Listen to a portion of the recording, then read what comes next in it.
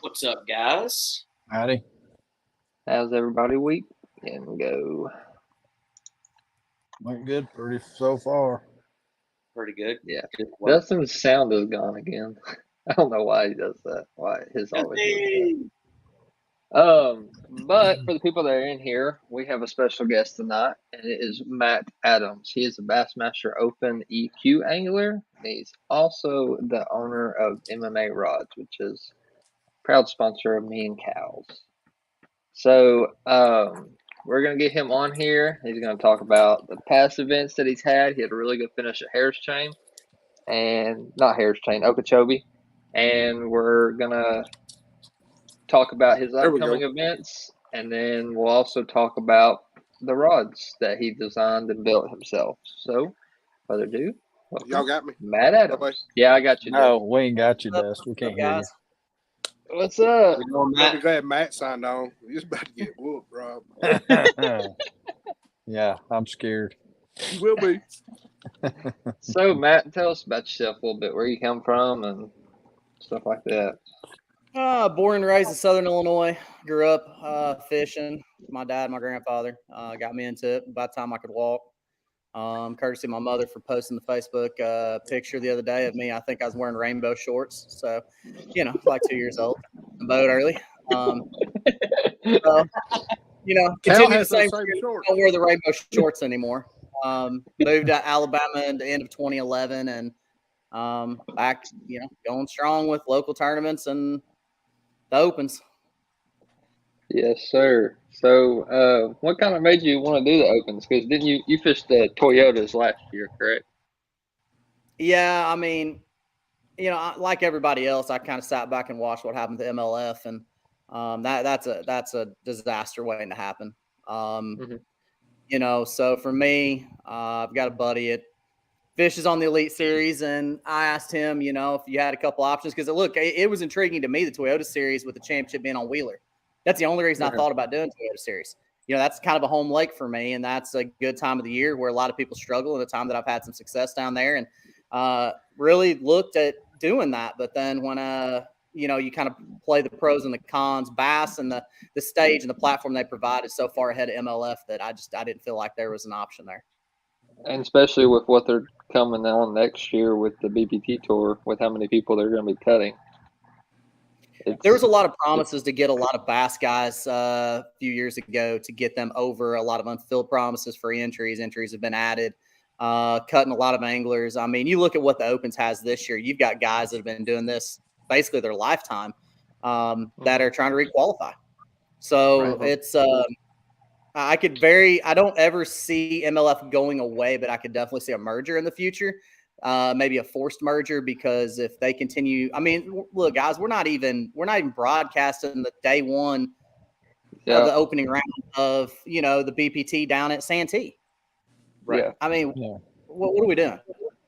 Yeah. It's a whole tailspin. But to go on what you talked about, when you came into that meeting on the first EQ, was it a little intimidating to see all the people that you've known not known personally, but you've seen and grew up watching your fishing videos? Gavin, I don't know if you and I talked about it, and this is a true story, and I don't know if anybody really knows this. I texted my daughter before that meeting started, and I put, "What the hell am I doing?" Because when you look up, you compete Toyota Series, you compete locally, that's one thing, but you look up and you've got Randall Tharp, Brett Hite, Koya Fujita, who just won at Toledo Bend today. He's fishing all of them. I mean, you can go down the list. Guys that have spent their entire life doing it. That tournament there, you got Tyler Rivette, Scott, who won the year before, Scott Martin, who was over 90 pounds in 3 days in our event. You look at it and you really start wondering, did I make a good decision? And, it was eye-opening for sure. Yeah. But you still came out with a top 5 finish? I finished 5th. Yeah, I finished 5th. I had a really bad day too. Day one was, kind of a storybook thing. I had 23 pounds in 30 minutes. Upgraded to, a little over 27, but only had 13 on day 2. I had some missed opportunities, and then it just, I don't know, it didn't click that day. And I had a long day. That's what was bad. I had a long day to run around and ride the damn struggle bus until about 5 o'clock that day. So Yeah. but So take us squeaked into into the that top. tournament. I'm sorry. Yeah. So take us into that tournament. Like, how'd your practice go, and what changed throughout the event, stuff like that? Practice wasn't very good. A lot of it came down to I don't like fishing in crowds. I'm not a guy that I'm not gonna ride around the lake and pull the bent pole method and say, oh well, they're catching them there, let's go over there. And Okeechobee is known that if you're not fishing in a crowd, you're gonna struggle. And I did that for about a day and a half and said, if I'm gonna struggle, I'm gonna struggle fishing by myself. And so the wind, there was a couple of variables. I found a backwater pond up in Eagle Bay. And Randall Tharp actually caught them on the outside of me as those fish were coming off the lake. They were kind of coming to me. He was catching them as they're coming in. So we were the only two up there. I was just trying to get away from the crowd and get away from the wind, and found a backwater pond that you couldn't hardly get your boat into. Found it. Let's see. Tournament started Thursday. I would have found it Tuesday morning. I pulled in. I caught a 6-pounder, and in like the second cast, I should have left it, and then I caught an 8-9 the next cast. And so, I had some guys ask me what I was on. I didn't know. I didn't have a clue. I made 3 casts in there, caught 2 big fish, and left it. Yeah, because I've never fished it, but those Florida lakes, they're really easy to get your hopes on. Because when me and Cal fished down there in the college, we got humbled real quick with what you think you're on in Florida can turn around in a second. Guntersville being my home lake, we have Florida strain as well. But what's crazy, though, is how much more the weather affects them down there than it does up here. So taking you back a little bit, Harris Chain, we fished a Bass Team Championship in December. And could have basically called your shot. We made the run to Apopka. Could have called our shot. 25 to 27, 28 pounds a day was very, very easy at that point. That lake, it was on fire. We were doing something a little different. Well, it got cold, and we only caught 2 fish on day 1. Had to scramble around on the way back through the lock.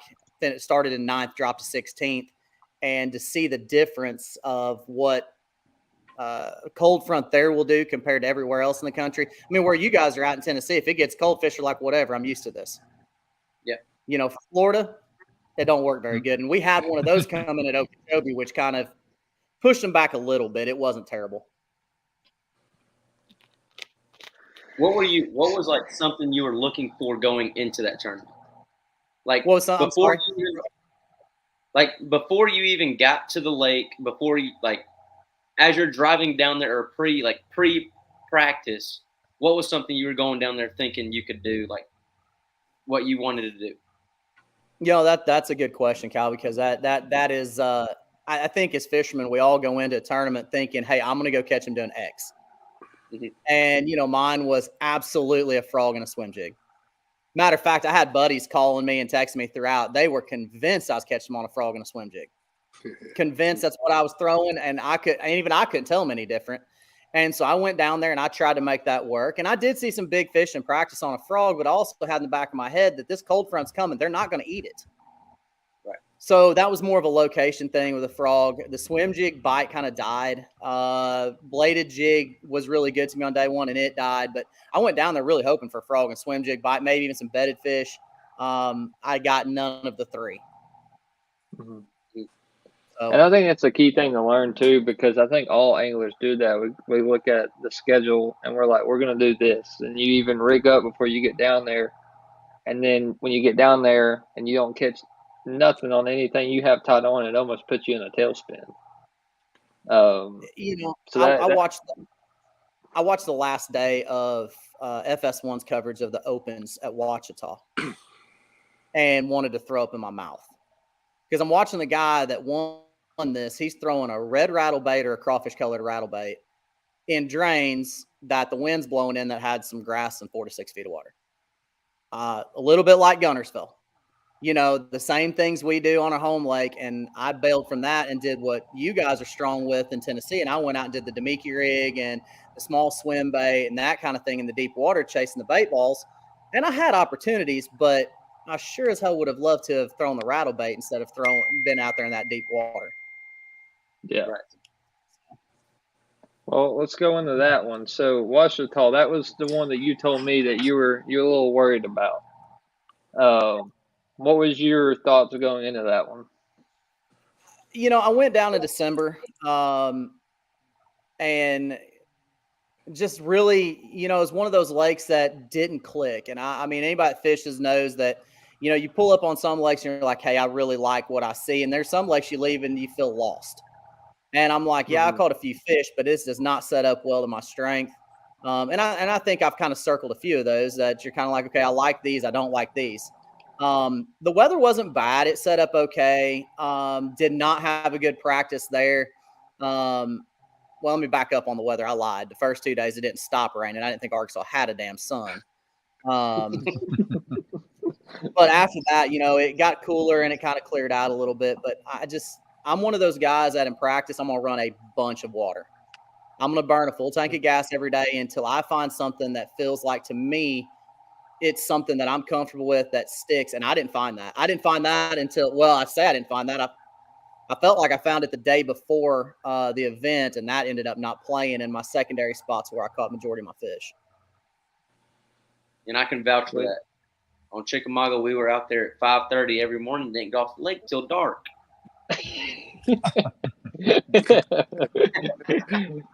Cal had to roll out his kindergarten nap and take a nap about halfway through the day. He does it. I ain't gonna lie, I did take a nap. I did take a nap. He's got snack time and everything. He gets a little thing of Cheetos out. Something about Cal. He's like a woman that comes to when he gets hungry. He gets grumpy hungry. If you don't feed him, he's like a little toddler. Hey, only thing Did he hit your fire post? Did he hit my how many fire post? Yeah. He wasn't tall enough to reach the top of him. He's kind of wrapping around the top.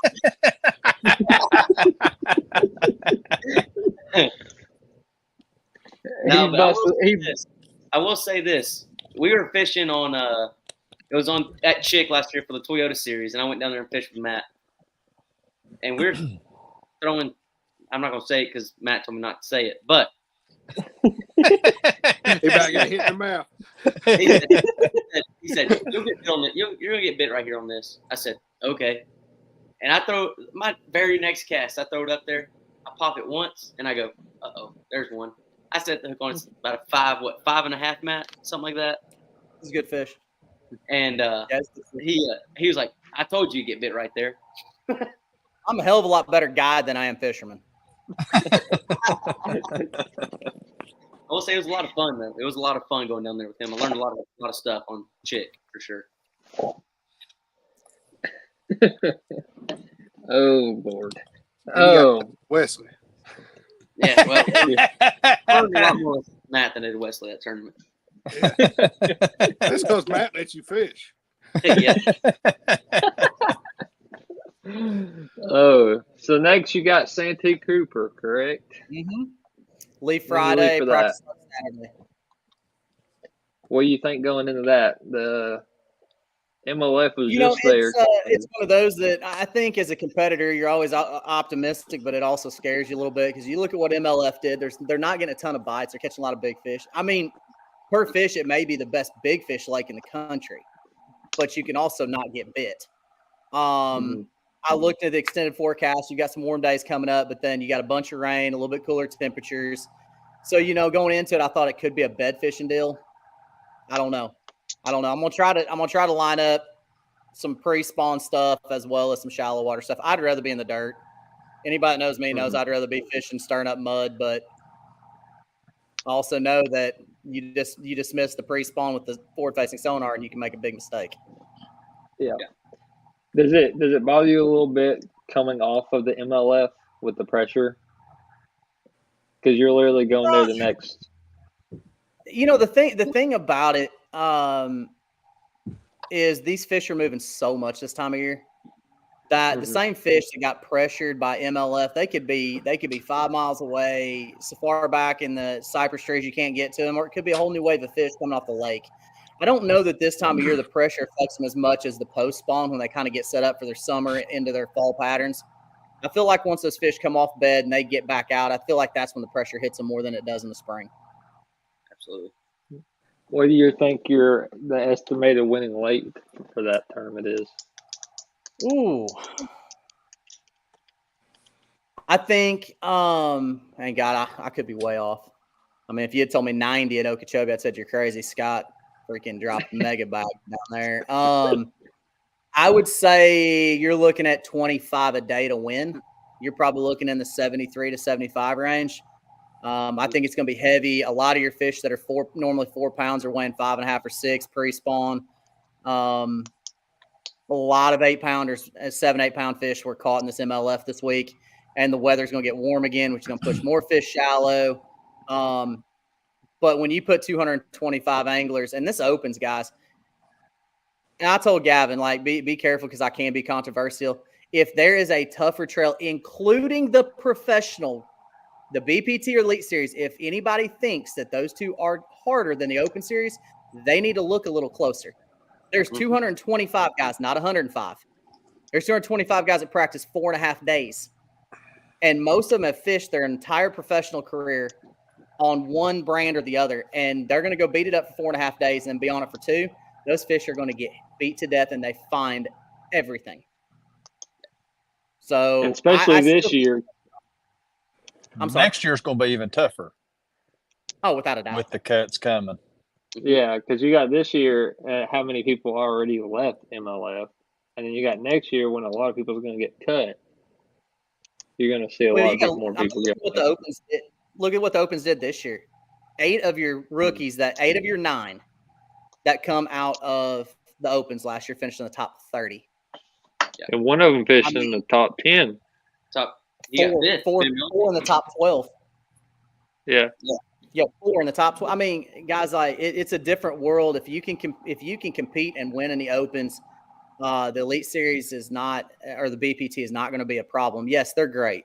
I've got some good friends in it, but there's only 105. They only practice 3 days. This is 225 of just as good or better practicing 4.5 days. Yes. Trying to do the same thing you're doing. Trying to get to the same place. Anytime you put that many boats on a body of water, it makes it tougher. Absolutely. In competing. You know, we're getting ready to go into the Morristown Marine this coming weekend. That's going to be 260 probably or better. And it just makes fishing a whole lot tougher, and the competition's a lot stouter. And when you got that many people. Go ahead, I'm sorry. Go ahead. No, you're good. Go ahead. I was just going to say, like what Rob was mentioning, he's got 260. Even with the Opens, you've got co-anglers that are taking their boats for those 4.5 days and pre-fishing too. Yeah. So, I mean, let's say over 300 boats on the water, competitive boats on the water. That doesn't include all of your weekend warriors and your guys that just want to go out and fish. It gets some of these lakes don't handle that very well. I mean, Watchtaw fish big, other than the fact that it looked like a bunch of zombies staring at their forward-facing sonar, just wandering around everywhere in the middle of the lake.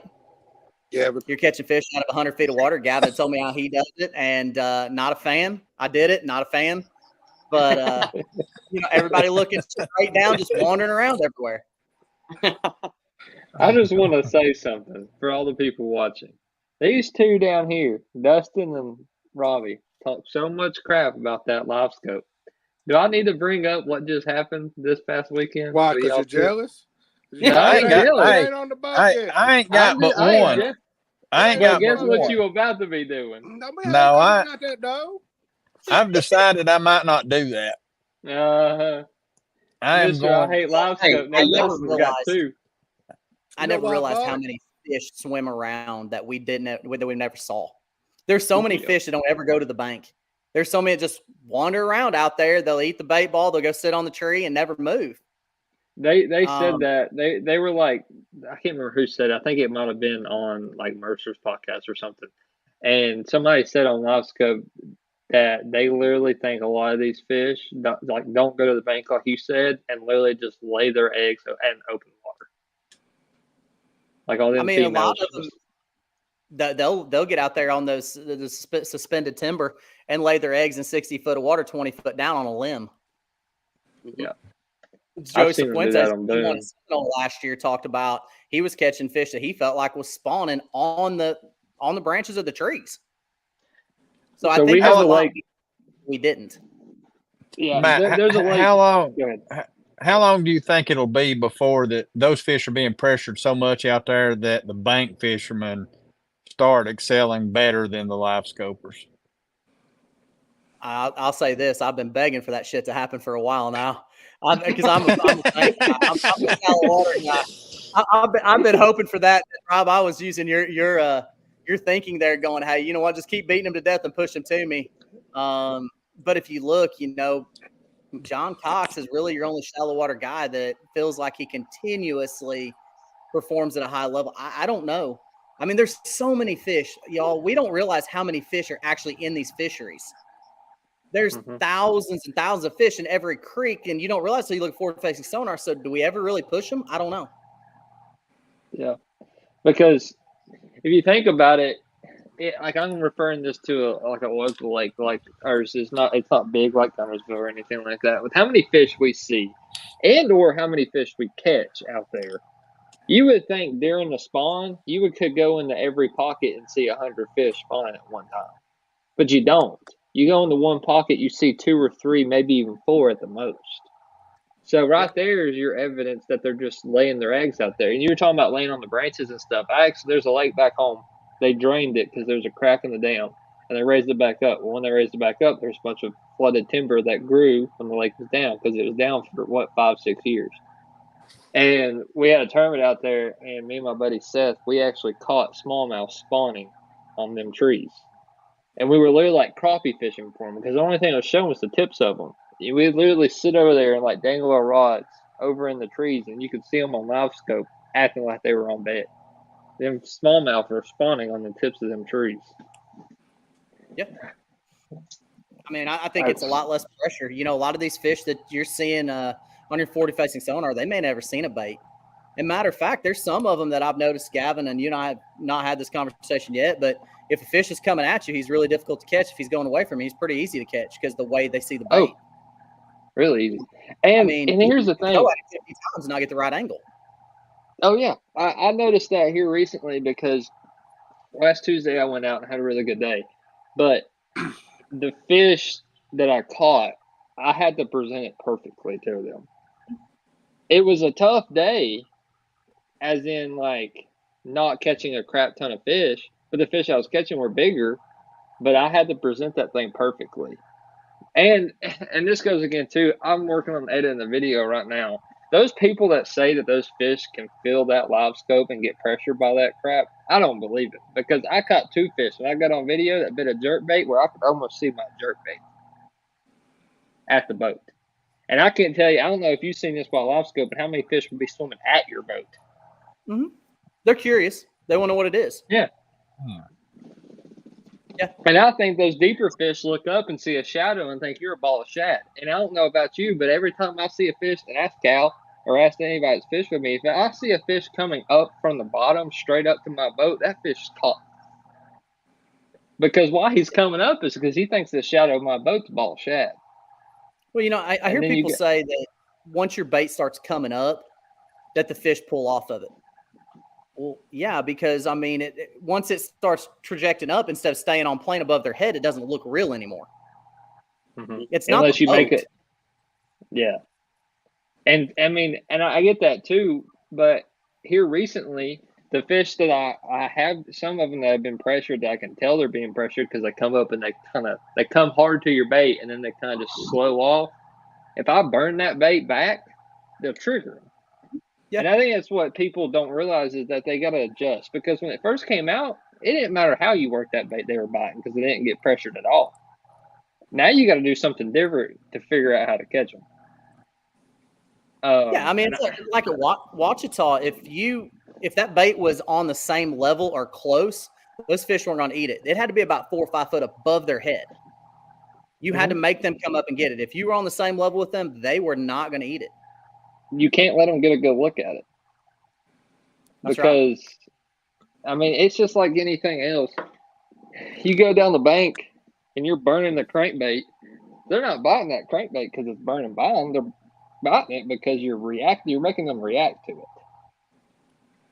And there's no difference in out there live scoping, in my opinion. The area I was fishing in Wachita was the reason I lost some of the fish, I was fishing an area that nobody else really wanted to mess with. I'm fishing an 8-pound test, 30 foot down, and it is a timber field. I mean, every 5 foot is a standing tree. I mean, you know, it was like fishing in a group of landmines. Well, a couple of different fish, when they would get on and they'd follow that Demiki rig, I would literally be over top of the limb and make that thing go real fast and jump over that limb and go back down the tree, and they'd freak out and eat it because they thought it was getting away from them. Mm-hmm. So it's all about reaction. The live scope, the one thing that live scope does tell us is it tells us exactly what the fish want that we didn't know before. And how they act. Yep. Because everybody thinks that live scope is just, looking at one single fish and throwing at it. But I can't tell you how many times I've used live scope just to help me get dialed in on something. For example, me and Cal fish boom. Our practice, we were cranking. We were catching good fish cranking. But we went cranking for the first 3 hours. Never got a single bite. Well, I pan over. We're going down this bank, and we're actually about to leave. And I scan over, and I see one boulder sitting on a mud bank. Threw my A-rig over there, caught almost a 5-pound smallmouth on a lake that 4 pounds is a giant on that lake for smallmouth. And that keyed me in that them smallmouth are sitting up on isolated cover on mud banks because they're getting the warmth from the mud and the rock with it being so cold. And that keyed us in and changed our whole tournament. We finished, third or fourth? I think it's fourth. Yeah. But, and all the fish we caught, we didn't see on live scope. We just seen the structure. But we knew from seeing on live scope how that one fish was sitting up, how to adjust and change. Like there was, what was it? Right after you caught that one, I decided, well, I guess I'll throw a dang A-rig on. Screw it. Let me do it. So I did it, and I'm throwing. I threw it up there. You can barely see my A-rig above like the bottom of the lake. I'm sitting there slow rolling it by. And I said, "Got one." Gavin goes, "You're hung up." I said, "No, I ain't so big one." Because I see his A-rig, and I didn't see no fish come up and eat it. Yeah. But they're so glued to the bottom, and the thing was, we had total different conditions too. When we were catching them, we were catching them cranking when the sun was up. So them fish were up, shallow, feet like sunbathing is what I call it. And when that overcast, rainy kind of weather, they suck to the bottom. But without live scope, how would you know that? You don't. And that brings back the question that's going to be asked and time again. How long do major tournaments allow live scope? Is it something that we continue to have, or is it something that I think there's too much money by too many major companies for it to ever be eliminated? I also think it's been around for too long. No, you can't put the genie back in the bottle. No, it's been out for almost 6 to 7 years, and a lot of people don't even realize that. Your trails that has co-anglers, that's what it's going to affect is the co-angler ratio of boaters. We done see that in the BFLs. I don't know. You saw it in Opens. Ouachita at Okeechobee had 150. At Ouachita, they had 60. Everybody knew it was going to be a live scope deal. I wouldn't fish it either. I can't remember what series I was watching, if it was the Invitationals or if it was the Opens. There was a co-angler on one of the boats that had a camera on it. They had live scope on the back of it. I've heard that. I haven't seen it, but I've heard about it. Yeah, Scott Martin is on Scott Martin's video. So me and Rob was talking about that. What are they attaching it to? Their cleat. I don't know. Because, I mean, obviously they're not mounting it on the back of the boat. A boater would lose his mind. I would get pissed off just because I would get interference from them. Yeah.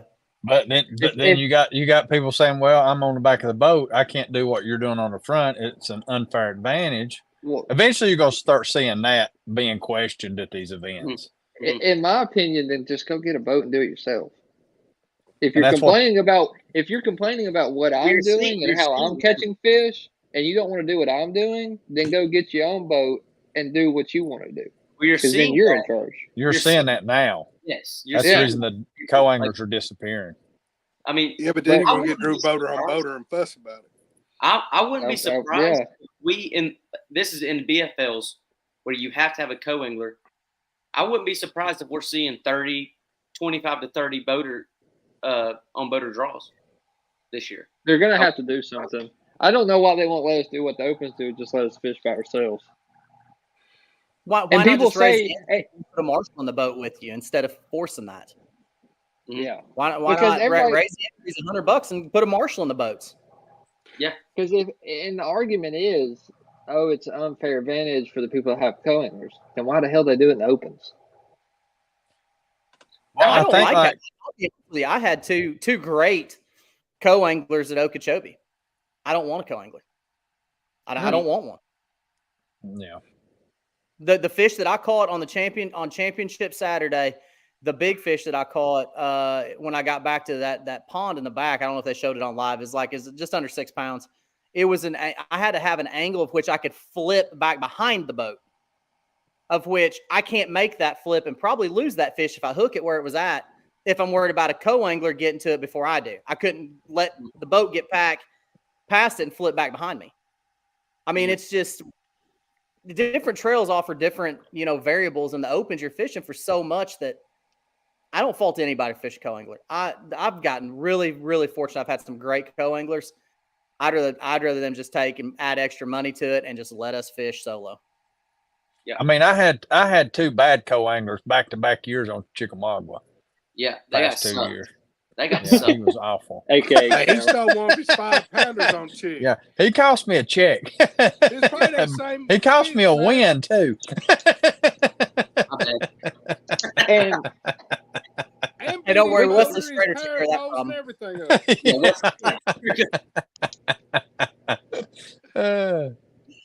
Hey, if anybody's But- fishing Toyota Series this year on Chick, I'm pretty sure it's about the same time of year. If you want to know where one of those secret holes is, I know where it's at. Yeah, no kidding. Hey, Brian will hit you up about that one. He's got Toyota Series over there. Oh, I know. did he fish Gunnersville? Was he able to? No, he got. Have you seen his new truck and boat wrap look freaking awesome? They look so good, and then his truck shit out on him, like 2 days before the tournament. Oh yeah, so he had to back out, and yeah, it was. He's had one of those 2-week stretches that's just awful. Yeah. Why don't drive a Ford?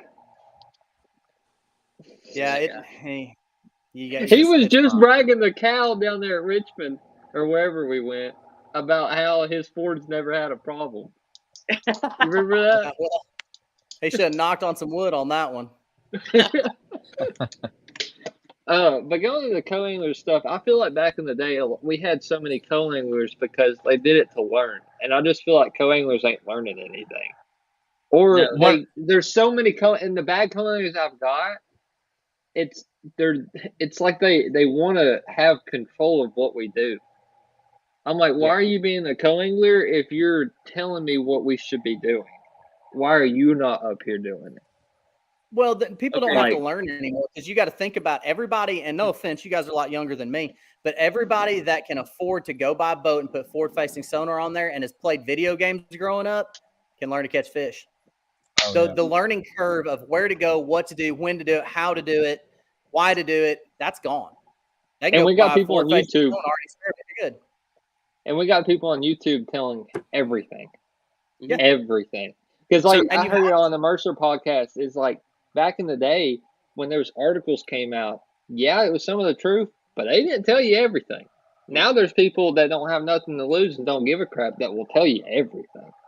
Yeah, because they're making more money off YouTube than they are winning a tournament. Yeah. There's still some learning on the co-angler side. Well, I'm not going to say there's not people that want to learn, but also I'm just saying, like, when I get a boater, it forces me to fish because I'm not one going to be, hey, we're doing this today. Now I'm fishing his stuff, but 3 out of 4 is going to be uncomfortable for what I'm normally doing, you know. So it forces me to step out of my comfort zone and learn something new on that. So, and my argument was is I just feel like we don't have as many that do it to learn anymore. You know what I mean? So here's something. Old Hickory last year when I was on during practice, easily on a 15 to 16 pound bag, which would have put me in the top 5 going into the championship day the next day. But that bite completely stopped, and after about, I'd say, 4 hours of me doing what I was catching them doing and stuff like that, flipping bluff walls. He was like, "You want some help?" I was like, "Absolutely, dude. If you got somewhere you can go on this lake, let's do it." And he took me somewhere, and he's like, "There's fish here," and they just come up busting everywhere, right in front of us. Like, what in the world? We're in 1.5 foot of water, and there's like a little bitty mound of rock, 6 inches of rock that just differentiates from everything around it, and we were able to catch them cranking right there. It's just, I think there are some co-anglers that can help you, and there's some that will mess with you mentally. Yes, some that can help you after you do what you want to do, and like you ask them for help, and they give you something real or something like that. But then I also think there are some out there like, I was catching like this, let's go catch them, and they're like, this is the only way to catch them on this lake, and if you're not doing it, you're wrong. So I think as a boater, I think you have to be, I don't know how to put this, you have to do your stuff first. Like, it could be a win-lose situation with co-anglers. Yeah. But Matt, I was just thinking about this.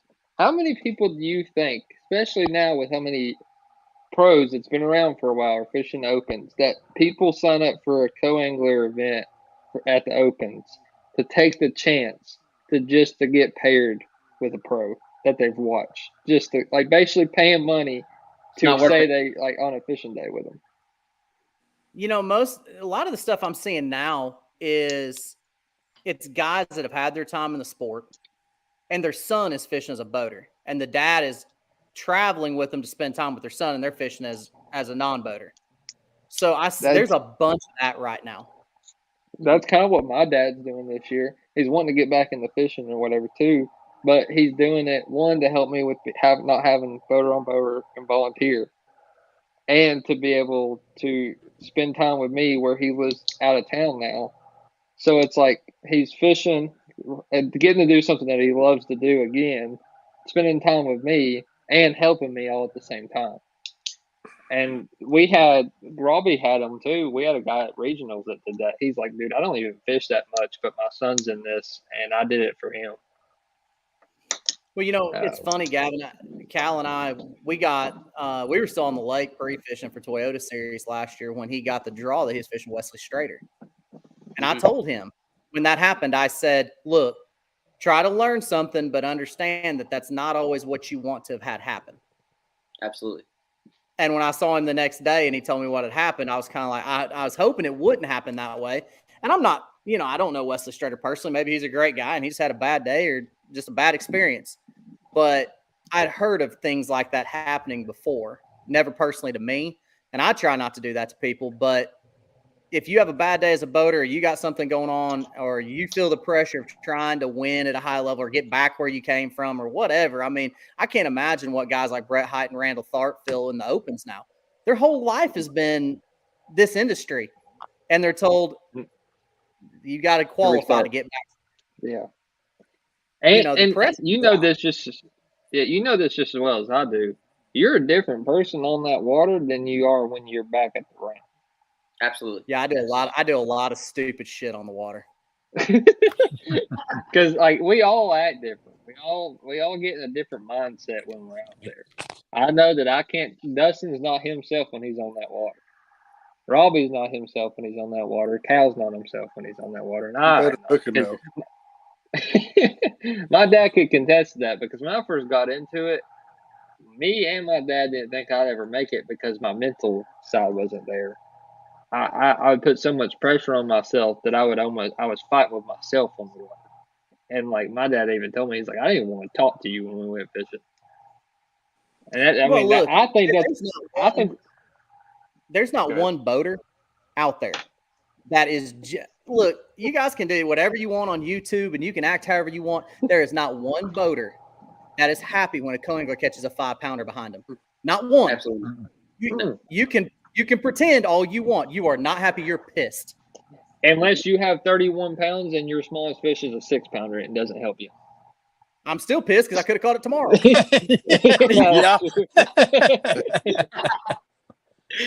No, I ain't gonna lie. I wasn't happy when my co-angler caught a 2.5-pounder behind me when I only had 4 fish. I wasn't happy at all. Speaking of I that, wasn't happy when they caught a 5-pounder and I only had 4 and had 14 pounds. And I was like, Hey, Hey, at Okeechobee, my poor guy, he had to sit there. The way I had him pulled up in between the reed heads, he couldn't hardly cast. But I told him that ahead of time. I said, look, the first spot I pull up to, you're going to be able to throw out the back of the boat in a very small area. When I get done, if they're where they should be, like they were, I'll take you to flat and let you get your limit. And that's what I did. And he had a chance at a 4-pounder. It jumped off and all that. But most people aren't that way. And I don't want people catching fish behind me. I don't want to feel that way either, because I genuinely want to be happy for that person, but there's no damn way I can as a competitor. And that's another thing too. And I don't think that there's multiple reasons why co-anglers are going downhill. You can say live scope. You can say they're getting boats and stuff like that. But another thing is how disrespectful boaters are treating their co-anglers. There's a girl that fishes the volunteer division with her husband. Last year on Cherokee, her boater backed her into a slip to fish a brush pile on the front side of that dock, where she couldn't cast at all, and fish there for 2 hours with her in the slip. He should have been threw a 2-ounce weight over. Huh? there's not many boaters out there like that. I mean, that will try to help their co-angler. Most of them's offer themselves and they're rude, and that has hurt the co-anglers. I try to be the best I can be to my co-anglers too. I mean, how many boaters do you know cuts their crankbait off and gives to their co-angler because he figures he's got enough to win? It don't happen. It don't happen. Like Matt just said, I don't want to be a co. When I got in that accident, I didn't know if I was going to have a boat in time. And Robbie called me. He's like, "Well, why don't you just fish co-angler?" I'm like, I don't want to fish co-angler. Not just because I don't want to be in charge or anything, but it just seems miserable. And honestly, it's really not that bad. Honestly, I got lucky. I've been very lucky with boat draws and who I've been paired with, especially the past 2 years on the BFLs. I've drawn Gavin once, I've drawn Robbie twice, I've drawn Josh. I mean, I've drawn a lot of good fishermen that are good to their co-anglers, that set them up for success as well. Cal, when he finished second when I won BFL, his boaters sit down and said, "Just tell me where you want to go so you can fill out your limit." Like, sit down, put up his rods, and said, "You just tell me where you want to go." Yes, but there's not many of those. No, there's not. There's not. I got very lucky, and I think that's your biggest problem. I think us as boaters, I think we also, but you have to think of this as when you get into those. What Matt's fishing, the EQs, the Bassmaster Opens, trying to make it into being an elite fisherman on the Elite Series, those guys are going to be a little bit more, well, I don't want you really getting to this spot because I'm trying to save this for a 4-day turn or 3-day tournament. You got a lot more on the line than we do fishing the BFL. Yes. You know what I mean? Well, and that's what people don't. That's one issue I don't like with bass. If you're going to put a Bassmaster Classic berth, an Elite Series contract, the kind of money that you're putting up to win the purse that you could possibly win, don't really like the idea of a co-angler getting in the way of that. And look, the 2 guys I had in Okeechobee were freaking great. But you don't always get that. I had a blast, but I don't want that variable mixed in there because here's the thing: in that tournament, what if he catches the one fish because so and so doesn't have a co-angler and I do, and he catches the one fish that cost me a contract the Elite Series? Yeah, you finished 10th instead of 9th. I mean, I think on those higher trails, like even Toyota Series, I think Toyota Series, although MLF is still not doing so great right now, I think Toyota Series, the Invitationals, do they have co-anglers? They don't? Okay, so you got the Toyota and they're Series. Basically the same thing as the Opens. That's what qualifies you to get to the BBT. Yeah, so you sit here and think about those 2 series, the Opens and the Toyotas. Why have co-anglers? And here goes to another question: do you think bass should have something like the BFLs? I do. I think like a lower end. I think they eventually will. Should they? I mean, look, guys, bass is still, whether you're an MLF fan or a bass fan, bass is still the biggest and baddest in the game. Yes. I mean, And they they always are your NFL. MLF is your arena league, and then you got MPFL over here trying to be the XFL with Vince McMahon running the damn thing. You know, so it's now they've got a chance to jump MLF. They'll do things right, but Yes. I don't know. I mean, there's been some talk of ABA being bought out. I don't know if that happens. It's just rumor of that kind of being your playthrough events to get to the higher level. MPFL, I think, was talked about possibly doing that. But I don't know. I mean, should Bass do it?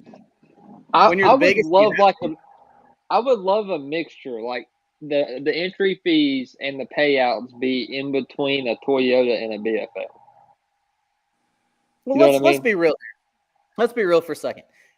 When I walk on stage, they say professional angler, Oxford, Alabama. I'm not a damn professional. I'm paying. I didn't qualify for that. I signed up and I paid my money. Right. I'm not a pro.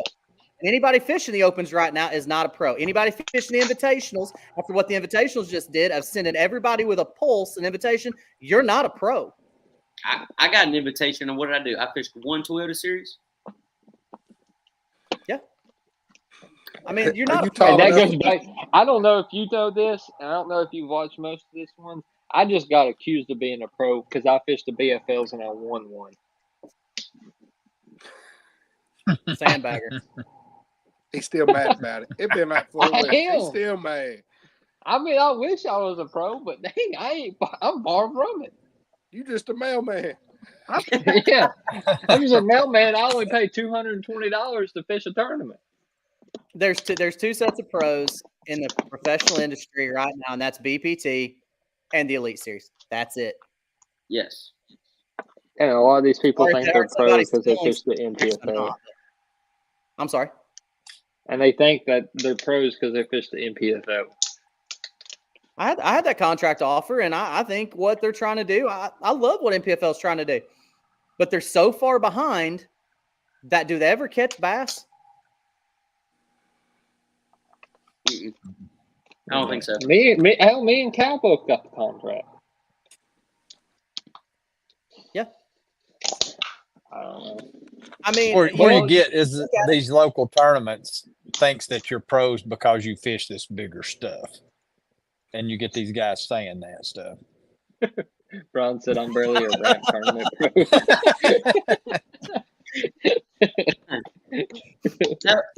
I really do think that a lot of these, and I'm going back on a bunch of these podcasts and stuff like that, and I'm not meaning to talk shit about any of them. I'm really not. I don't care. I don't care. But a lot of these people, like these people that are running these tournaments here locally, are trying to push away a bunch of good anglers that this is their only time to fish is on the weekends locally because they're fishing. I mean, not fishing, they're working all week. And that's where they're messing up. I think a lot of local tournaments are messing up doing that. And they're going to start going downhill because they're pushing all these people away that, oh, they're pro fishermen. They fish in BFLs. Okay, sign up for it. You can be one too. Hey, and the thing is these people would freak out if they would freak out if they tried holding a tournament down at Gunnersville when you got Gerald Swindle and Randy Howe and Will Davis Jr. and all them people showing up, Jordan Lee. And every tournament you fish in Alabama has those guys. Every tournament trail down here has those guys. I mean, and to be honest with you, there's guys that can't afford to do what I'm doing right now that are just as good as they are. Yes. And how many times have you seen those people win every tournament they have? Not many. No, I mean, Alabama, for the state probably has the most professional anglers in the world. Mm-hmm. And most of your pro guys that fish, whether it's the Coosa River Team Pro, Alabama, Bass Trail 100 or any of those, they don't win. I'm not saying they couldn't. And I also now I will give them one thing. I fished Coosa River Team Trail this last weekend and got my ass absolutely handed to me. Your focus is something that is really difficult to keep when you are. And I pre-fished 2 days and was on some pretty good fish. The wind blew 30, and my Gavin method of catching them on a Demiki rig out suspended in 40 foot of water didn't work very good when wind's blowing 30. Yeah, I would call it the Gavin rig. Also you're so distracted because you put so much into the big events that this other stuff you fish locally becomes really difficult to put as much effort and thought into. Yeah. I don't know. And it's kind of scary to think of where this fishing industry is going. You better have a bunch of money. Yeah. That's another question. Do you think any trail comes out besides the local tournament, like a traveling trail? Do you think a trail comes out for a blue collar man? It's hard to do that with good payouts. The problem is, in order for the people that are providing the trail to make any money themselves and provide a good payout, you have to have sponsorships. Sponsorships from legitimate companies, they're going to require you to do things a certain way in order to get their backing. That I think just where the industry is now, it's just not built for your blue collar guy to compete at that level. Right. There's been a lot of talk about a trail coming out with no live scope. Mm-hmm. I would fish it. Absolutely. But I also have live scope. I have 2 on the front of my boat right now. I'm a damn hypocrite. I hate live scope. But you got to have it to compete nowadays. I don't have a choice. You either do it and keep up or get your teeth kicked in every week. There's times that you're going to be able to win on the bank, but not many. Right. And that's what drives me nuts, too, because it's just like anything else. It could be a bait. It could be anything fishing related. Take live scope out of it. People are going to buy it because they got to use it to compete. When down scan came out, everybody started getting it because they know they needed to compete it. When side scan came out, everybody started getting it because they knew they had to have it to compete. But if it comes to that, if it comes down to they ban live scope, you're going to have more people crying about it because that's all they know. Yes. Absolutely. And that's what's going. That would be what would hurt it. What? And something that people don't talk about, even though you're using live scope, those fish are still damn hard to catch. Mm-hmm. There is still a big time skill to using live scope. Everybody thinks, oh, I get it, and I instantly catch fish. Yeah. It's not like paying money at a trout pond at an expo. It's not that easy. No. It's a talent. It's a technique that you got to learn, and it's not something that you can learn as quick as it can be how to work a swim jig or how to work a spook. It ain't that quick. It takes time to learn that stuff. And if anybody says that it's so easy, I want them to get on my boat and try it, because I'm telling you right now, it's not easy, especially with how the fish are. Now, when it first came out, you could get it in a 50-mile radius, and then some guns would come and find it and eat it. But now, you got to get that son of a bitch right on the top of the head. And on top of that, you also got to keep up with the fish the whole time. And be on your troll mode. Trying to get your face right. Yeah. You got to have the wind at the right conditions.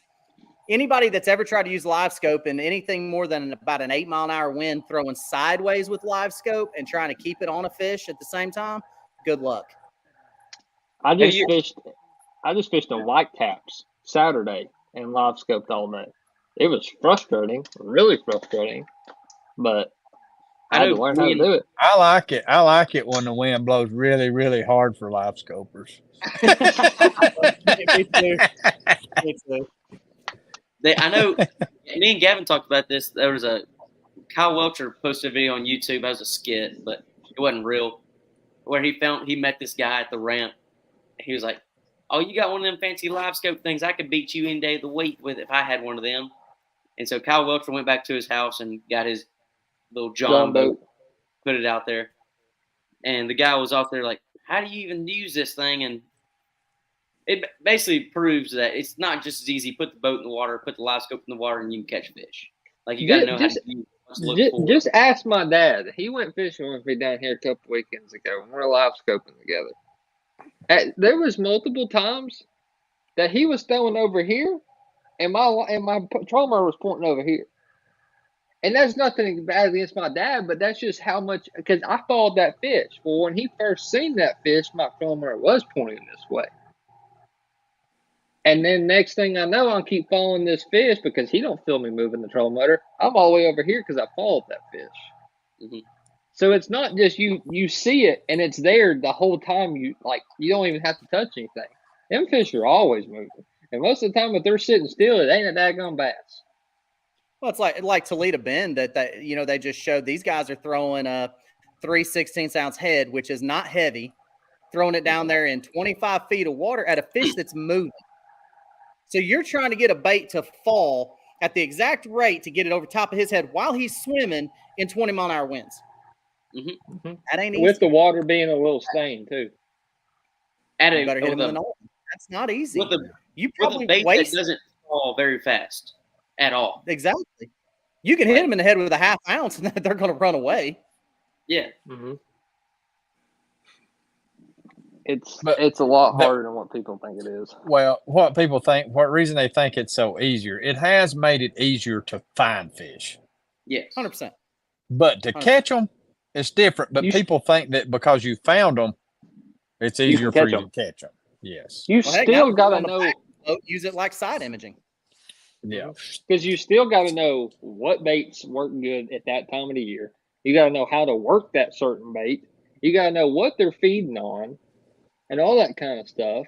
And what little adjustments you got to make to trigger that fish to bite. Mm-hmm. I don't know. It can't go. It's like Mercer said on his last podcast. He's like, he can't go a daggum conversation without talking about live scope anymore. I can't wait to see what comes out next. Oh yeah, it'd be heat sinker that tells you exactly where to throw. Yeah, it needs to be like color TV. I mean, guys are they're idling like side imaging and seeing it on both ends out of the back of the boat. I know what's coming out next. It's already came out. There is a professional angler, and he's not been on live yet, but he has connected his live scope to the new Apple virtual reality where you can still see past it, but your screen puts up on there. So he doesn't have to look down. So it's right here in his face. Yep. Wow. Yeah. Now I don't see and eventually it'll tell you how big the fish is. It'll tell you exactly which way he's facing. I mean, it'll just keep going. What species? You're gonna be looking at your screen one day. You're gonna be looking at your screen. It's gonna be like 6-pound largemouth wants to eat a blue and chartreuse 2.8 swim bait, swimming at 2.4 miles an hour to the right. It desires a shot from Buffalo Wild Wings. It'd be like the rangefinders for deer hunting that will go ahead and tell you the angle on the trajectory, and it'll pop up a thing of where the cast on the water that hit that fish perfectly. Yeah. It's a never-ending thing, y'all. It's not going anywhere. Even Okeechobee, when we went down there, if you'd have told me that I think I was the only one in the top 10 that day not using live scope. Mm-hmm.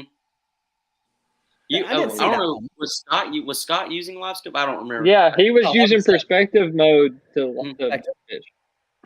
Yep. I was watching his YouTube. I couldn't tell if he was using it or not. Yeah. And see, that's something that I'm not. I've got to get better at. I'm getting ready to go to Santee, and it's going to play.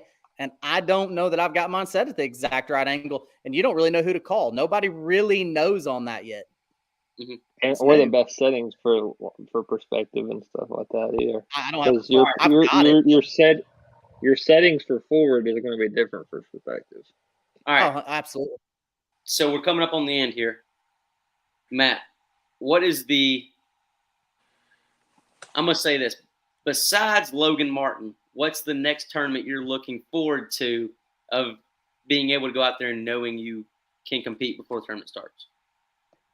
I don't think you ever – I think as an angler, you always think you can, but you got voices in your head, and anybody that says that they're not there is a liar. I am looking forward to Santee coming up, leave Friday. That's a power fishing lake. Mississippi kind of sets to your strengths too. I was going to say La Crosse is one that I'm looking forward to as well. Those are strengths. Hartwell, I've got a little bit of experience on, so that one at the end. I look forward to it, and then as far as Eufaula is going to depend on water level. I got a good friend over there that he fishes Elite Series too. He's a hammer. He's, telling me it depends on water level a lot. Really the only one that is the unknown is Leech. But, I mean, I would say besides Logan and getting to sleep in my own bed, probably Santee would probably be the next one, which is the next event. Yeah. Well, sure everybody you watching, on, sure. Yeah. Looking forward to seeing everybody you. watching, we're going to try to do this. We might not be able to do it after every event, but we're going to try to do this with Matt after his events to kind of let him recap and help build him brand. We wasn't able to get to his rods, but obviously we'll have him back on here. Let you talk all about MMA rods if you want to. But yeah, we're going to try to do this, let him recap of what he did and his upcoming events and what he thinks is going to work out. So make sure you like and subscribe and like our Facebook. And that's about it. Y'all have any other questions or anything else? Brian, Well, good luck at Santee Cooper and safe travels to you, Matt. Guys, thank you Matt, for having me. Yeah, Matt, what's a way people can reach out to you and talk to you if they need to off this right here? You can. The easiest way is to message me on Facebook. I've got a page, Matt Adams Fishing. You can also email me, matt@mmafishing.com. If I want. If you want to buy a rod, use my code. No, use my code. That's right. Hey, I don't give a crap. Use somebody's code.